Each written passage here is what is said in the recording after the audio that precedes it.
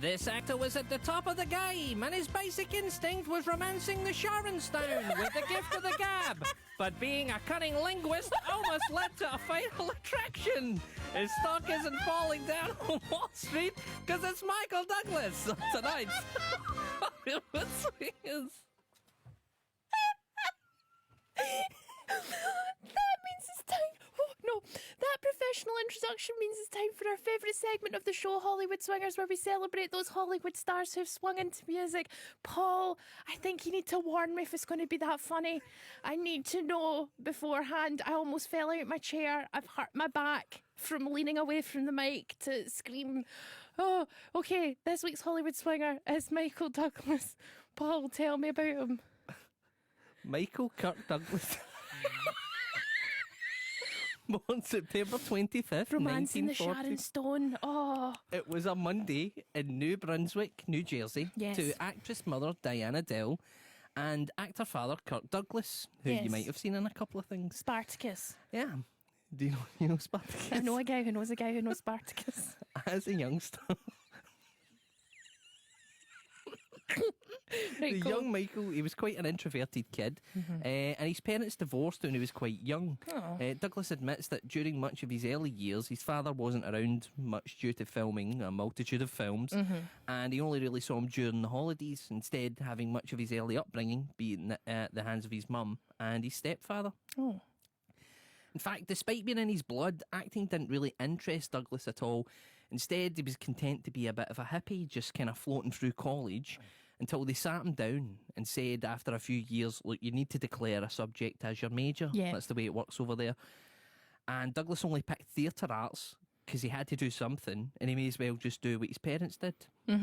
It was a ropey start for the actor. He wasn't an immediate success. In fact, his father Kirk would come to all of his shows, but after one early performance where Michael had to go and deliver a speech in the crowd, right next to his famous dad sitting there, Eek. the young actor croaked, and Kirk said afterwards, "Son, you were awful."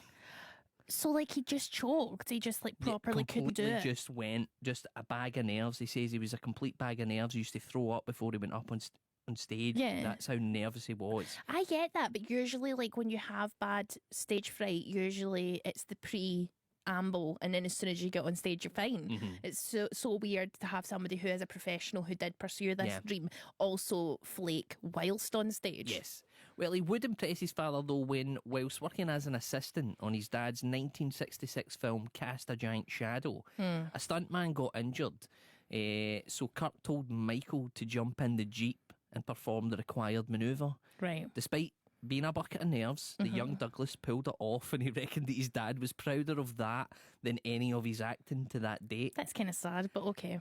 1967, and living as an aspiring actor in New York, Douglas tells a tale of how he was at the beach on Long Island when some guy walks up to him, flowing long hair, and says, "Do you get high?"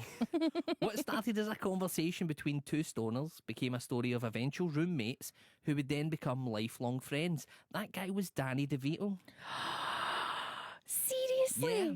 Danny DeVito is best friends with... They're just good pals, and they used to live together, and that's how they met, is just ran into each other at the beach. Danny DeVito? Yeah. That's amazing. Despite having a few roles here and there, nothing got any real attention from Michael Douglas until 1972, when the actor got his first breakthrough starring alongside Carl Malden in the TV crime drama The Streets of San Francisco. All right. He played Inspector Steve Keller for 4 seasons. But despite his small screen success and his acting lineage, there wasn't much big screen demand for Douglas, at least in front of the camera. Instead, Michael Douglas would try his hand at producing, and he had his sights set on a story that his dad had bought the rights to many years earlier, but couldn't get it off the ground. So he gifted it to his son on the proviso that he cast Kirk in the lead. Okay. After many, many years, again, of trying to get financing for this film, Douglas finally managed to get it, but by that time he felt that his dad was too old for the part. And so instead of casting Kirk Douglas, he cast the then hottest actor in Hollywood, Jack Nicholson. Turns out Douglas was right, as the film was One Flew Over the Cuckoo's Nest. And he cast Danny DeVito, his best friend. He cast Danny DeVito, his best pal, a wee role in the film. It was a massive hit. It won all the awards, and it made Michael Douglas a Best Picture winning producer, despite having not long turned 30 years old. Well, yeah, I know, but still, his dad gave him the rights to a famous play. Well, It's hardly... but no, it's still hard to make films and make get films that, well. But also, it's a well-established piece of theatre. It wasn't like they had to think about it a lot. So, despite his success there, leading man roles were still hard to come by. After producing and acting in 1979's The China Syndrome with Jane Fonda and Jack Lemmon, fun fact about that film, it's obviously, the film is about safety cover-ups in a nuclear power station. Yeah. It was released just 12 days before the 3 Mile Island incident happened. Douglas starred in the little-known films like Running, about a runner, and something called The Star Chamber. But I think I've seen that. about judges and stuff like Yeah. that, yeah, but there you are. But it wasn't until 1984 that Hollywood recognised his status as a leading man, and even then, it wasn't as if they immediately recognised it. Producing and starring in the comedy action film Romancing the Stone, opposite Kathleen Turner and Danny DeVito, the studio saw test screenings and thought it was going to be a big flop. Thus, they sacked the director, Robert Zemeckis, from his next picture, which was going to be Cocoon. However, the film was a massive hit at the box office. Not only did it make Douglas a Hollywood leading man, it won Kathleen Turner a Golden Globe. Danny Douglas went out of his way to secure top billing for his old pal Danny DeVito, which he says made a big difference to his career. But also the director, Robert Zemeckis, admits that the success of that film allowed him to make his next picture, which was Back to the Future. So with no Romancing the Stone, there might not have been a Danny DeVito as famous as he was. There might not be a Back to the Future without that film. Also, there's this show that's always at the Fringe called Imaginary Pornographic Charades, where you do charades with dirty titles, Right. but Romancing the Stone is always like your entry level, where you change one word in a film to make it dirty. Romancing the Bone. So Oh, easy. it's one of the best ones. After a 1985 sequel, The Jewel of the Nile, which was also a hit, Douglas had a flop with the film adaptation of the musical A Chorus Line, Ew, yeah, no, it's bad. directed by Richard Attenborough. I've seen it. It's bad. But he immediately bounced back with not one but two of the biggest hit films of the 1980s. The first was Fatal Attraction, right? Bunny Boiler. Yeah. For good or bad, literally shaped culture. It grossed, listen to this, $320 million on a $14 million budget. I looked it up. That would be over $830 million in today's money. That's one of those films where you hope you took points instead of a Yeah. fee. You hope you took shares instead of a fee. The second film that year was Wall Street, where Douglas was given the role of Gordon Gekko by the director Oliver Stone, not just due to his acting chops, but because the director thought, because he's a producer and all that stuff, that would give him the edge of a ruthless businessman. Yeah. It was a good hit at the box office, not Fatal Attraction good, No. but again, for good or bad, absolutely shaped the zeitgeist. And it won Douglas the Oscar for Best Actor, making him one of only two people to win an Oscar for both Best Actor and Best Picture. Oh, that's very cool. The success of Fatal Attraction, though, made Douglas the king of the sexy thriller. Pretty much kickstarted a whole genre. I hate this genre. I hate it The so late much. 80s and the It's early icky. 90s was just full of things like The Colour of Night And with it's Bruce Willis. The VHS covers I distinctly remember were always really dark with like a red outline of a silhouette of a lady's body Always, and then a always, close up of always. a man's face. Yes, 100%. He contributed to that in the 90s with films like Basic Instinct. Again, another film that still has scenes we talk about completely. That's the leg crossing That's one. the leg crossing one. Okay. And then he was in Disclosure with Demi Moore. Ooh. With Demi Moore. I don't know what that is, but I know that when I was younger, we were talking about getting people mixed up. When I was younger and I worked in a Edinburgh Festival venue, I got told Meryl Streep's in the building, go find her and get an interview with her. And I forgot who I was looking for about 3 minutes into being told that. Stopped a guy in the stairs and went, "What's the woman who's in the film where she kills a rabbit?" And he was like, "Glenn Close." And I was like, "That's who I'm looking for." Walked straight up to Meryl Streep and went, "Have you seen Glenn Close?" Ashley Gump strikes again.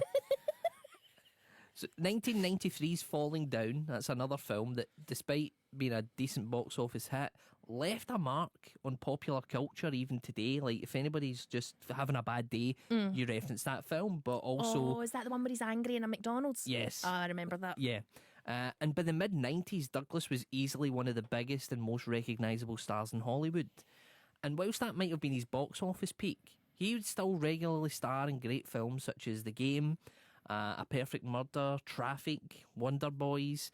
He did have, in 2010, a fight against cancer that fortunately he beat.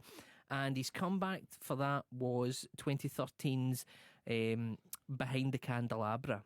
Yes. Which saw Michael Douglas depict the piano maestro Liberace. Yes. And he won an Emmy for that performance.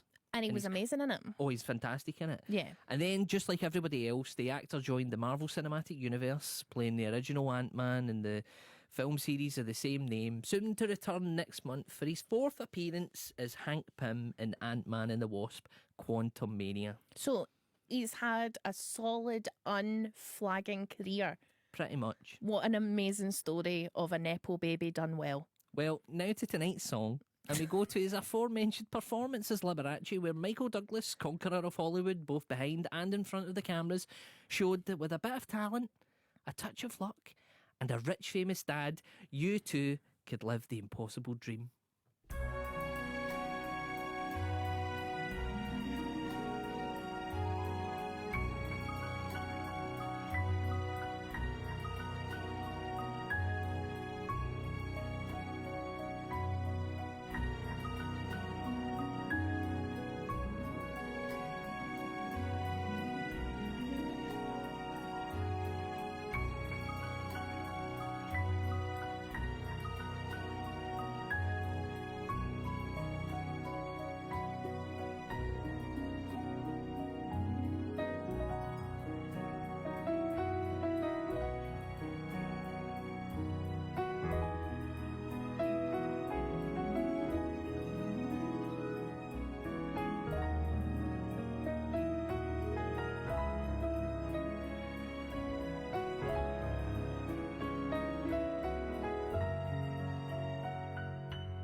To dream the impossible dream, to be better far than you are, to try when your arms are too weary, to reach an unreachable star. This is my quest, to follow that star. No matter how hopeless, no matter how far, be willing to give when there's no more to give. Be willing to die so that honor and justice may live. And I know that I'll only be true to this glorious quest. My heart shall lie peaceful and calm when I'm laid to my rest.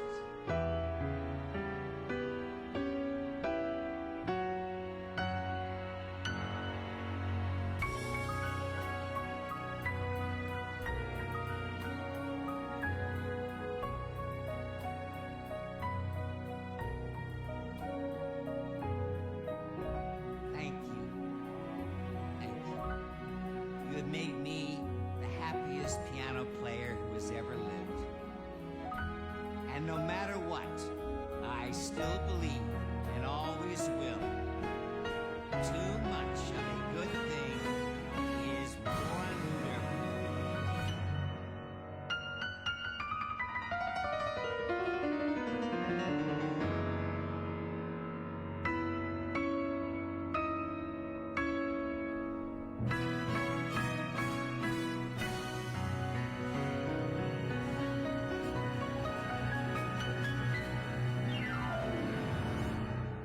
That was our Hollywood swinger Michael Douglas with The Impossible Dream. Here on the Ashley Storrie Show, we rank our Hollywood swingers on a scale of 1 to 100 Kenny Rogers roasters. Kenny Roger being the original and the best Hollywood swinger. Michael Douglas giving a bit of a William Shatner-esque performance there as Liberace, talk singing over the track. Paul, I'm going to ask you for your score first. How many Kenny Rogers roasters do you give Mikey? Firstly, I think you're doing Liberace a disservice by saying he gives a William Shatner-esque performance. Uh-huh. No, he gave a Liberace-esque performance. I've never listened to a Liberace song in my life. All I know is he's one of those people that my mum uses whenever, like, I buy something gaudy and then she looks at me and goes, who do you think you're, Liberace? Or when I get above my station, who do you think you're, Gina Lola Brigida? Those are those people that I just are spat out by older relatives. I don't know what he does. Well, he's obviously not a singer. Yes. But now there was Liberace, and he gives I think he gives a good performance as Liberace in that. Would it make a difference if I tell you that that's Michael Douglas playing the piano? No, because it's not It's not him playing Hollywood the piano. musicians. It's not Hollywood pianists. It's Hollywood swingers. What's your score for him? For the 40. I'm going to give him 40. Okay, 40 Kenny Rogers roasters for Michael Douglas for apparently doing a solid Liberace impersonation. I'm going to also give him 40 because I don't know. I don't have any opinion other than it was fine. It was talk singing. I enjoy talk singing.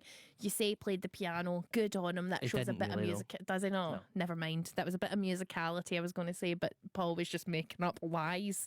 I'm going to defer to Paul because he knows a lot about Michael Douglas. He knows a lot about Liberace and he knows better than me. So I'm going to give Michael Douglas 40 Kenny Rogers roasters, which isn't great, but it isn't bad. Colin and Brenda have been in touch and say we need drugs after that. Oh dear, oh dear. Absolutely nil pois and 0 roasters. If I never heard that again, it will be too soon, no matter what the context. Get in touch via text 80295.